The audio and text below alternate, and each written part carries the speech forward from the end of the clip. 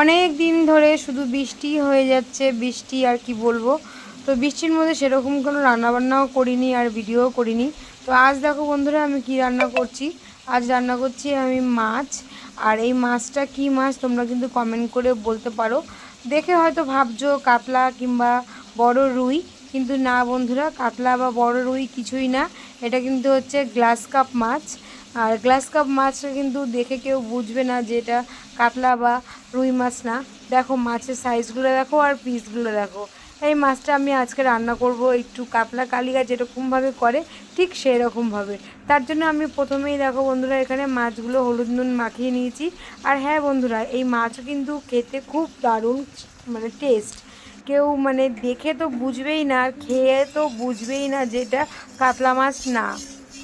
আমি সেভাবেই রান্না করি, আমি যেটাই করি সেটা তোমাদের সাথে শেয়ার করি। দেখো বন্ধুরা, প্রথমেই আমি এখানে তেলটা গরম করে নিয়েছি বেশ ভালো করে। তারপরে মাছগুলো আমি ভাজা বসিয়ে দিয়েছি। দেখো এখনও কি তোমরা দেখে বলবে যে এটা কাতলা না, কিন্তু এটা বন্ধুরা আমি বলছি এটা কাতলা না, এটা হচ্ছে গ্লাস কাপ। আর দেখো আমি পেঁয়াজ নিয়েছি আর রসুন বাটা নিয়েছি আর এখানে একটু সর্ষে বাটা নিয়েছি আর এখানে দেখো বন্ধুরা একটু আদা বাটা নিয়েছি। আমি একটু অন্যরকম টাইপের কালিয়া করব, মানে সর্ষে বাটা দেবো যাতে একটু অন্যরকম লাগে আর একটু মানে টেস্টটা ডবল হয়। তো মাছগুলো এক পিঠ করে ভাজা করে আমি দেখো উল্টেছি আর এবার নামিয়ে নিয়েছি সব মাছ, বেশ সুন্দর করে ভেজে নিয়েছি। আর এই তেলের মধ্যে আমি আরেকটু তেল দেবো, আর একটু তেল দিয়ে আমি এখানে গরম মশলাটা ফোড়ন দিয়েছি, এটা স্কিপ হয়ে গেছে, সেটা আমি দেখাতে পারলাম না। একটু গোটা গরম মশলা ফোড়ন দিলাম আর জিরেও ফোড়ন দিলাম। তারপরে আমি পেঁয়াজ রসুনটা মানে বাকি রেখে টমেটো আর পেঁয়াজ দুটো একসাথেই ভাজা করছি, মানে টমেটোটা বেশ গলে গলে আসবে তারপরে আমি রসুন বাটাটা দিলাম। দেখো বন্ধুরা, টমেটো আর পেঁয়াজটা বেশ মাখা মাখা ভাজা ভাজা হয়ে গেছে, তারপরে রসুন বাটাটা দিয়ে দিয়েছি। এবার দিয়ে দিলাম আদা বাটা। এগুলো দিয়ে ভালো করে কষিয়ে, সুন্দর করে কষিয়ে নিচ্ছি ভালো করে।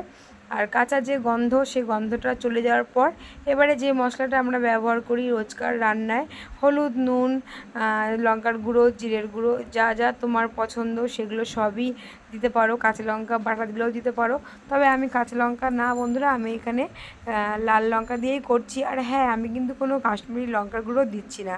আমি প্রথমেই তোমাদেরকে আগেও আমার সব রান্নাতেই বলেছি, রান্নাটা হচ্ছে একটা শিল্প, যে যেভাবে করবে তার সেভাবেই ভালো লাগবে এবং রান্নার মধ্যে সব কিছু পরিমাণ মতো দিলে সব কিছুই খেতে ভালো লাগে। আর এটা কোনো শেখার শেষ নেই আর শেখার কোনো বয়স নেই। আর দেখো আমার এখানে মশলাটা প্রায় কষে এসছে, সুন্দর করে কষে নিয়েছি, তেলও উঠে এসছে। এবার আমি মশলাটা কষে এসছে, এবার আমি জল দিয়ে দিলাম।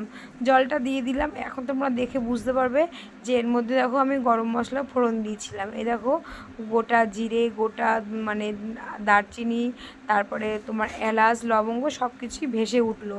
এবার ভালো করে ফুটলো, বেশ সুন্দর করে ভালো করে ফুটবে। আমি কিন্তু এই রান্নায় কিন্তু আলুটা ইউজ করিনি। ভালো করে ফুটে ওঠার পর আমি মাছগুলো এক এক করে ছেড়ে দিলাম। মাছগুলো দেখো দেখে মনে হচ্ছে যেন একদম এক একটা রসর বড়া, রসের গোল্লা, সেগুলো আমি এক এক করে ছেড়ে দিলাম। অনেক দিন পর একটু বেশ জমিয়ে হাত চেটে পুটে আমরা সবাই খাবো আর তোমাদের সঙ্গে শেয়ার করছি। তোমরাও দেখো আর তোমাদের কেমন লাগলো সেটাও কিন্তু কমেন্ট করে আমাকে অবশ্যই জানিও। তো মাছগুলো দিয়ে একটু ভালো করে ফুটে যাবে, তারপরে গরম মশলা গুঁড়ো দিয়ে আমি নামিয়ে নেব। দেখো মাছগুলো দিয়ে দিলাম, এবার মাছগুলো ফুটবে। এই ফোটার যে একটা সাউন্ড, সেই সাউন্ডটা কিন্তু জাস্ট অসাধারণ। দেখো শোনো, শুনতে পাচ্ছ? দেখো ঠিক বললাম তো? এই মাছ যখন এরকমভাবে ফোটে, চারপাশ থেকে যে টকবক করে যে বলকগুলো ওঠে, এটা কিন্তু দারুণ লাগে। এটা ফোটার পর আমি একটু গরম মশলা দিয়ে আর সর্ষে বাটা যেটা দেখিয়েছিলাম সেটাও নামানোর আগে দিয়ে বেশ মাখা মাখা যখন হয়ে গেল, বেশ নামিয়ে নিলাম। নামিয়ে নিয়ে রেডি গরম গরম ভাতের সাথে পরিবেশন করার জন্য এরকম গ্লাস কাপ মাছের কালিয়া।